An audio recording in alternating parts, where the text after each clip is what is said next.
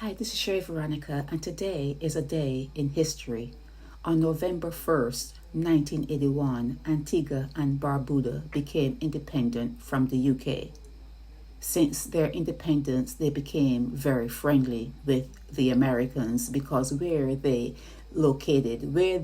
are located near the maritime transport lanes is a very easy and attractive site for international drug trafficking. So they and the United States created agreements so that they can counteract the narcotics and the crime that was going on in the area. Don't know if it worked, but they did.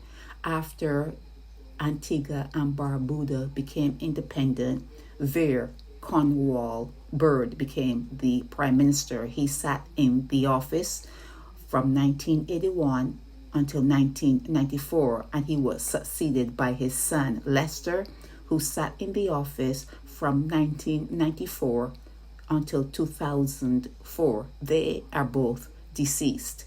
St. Kitts and Nevis became independent on September 19, 1983.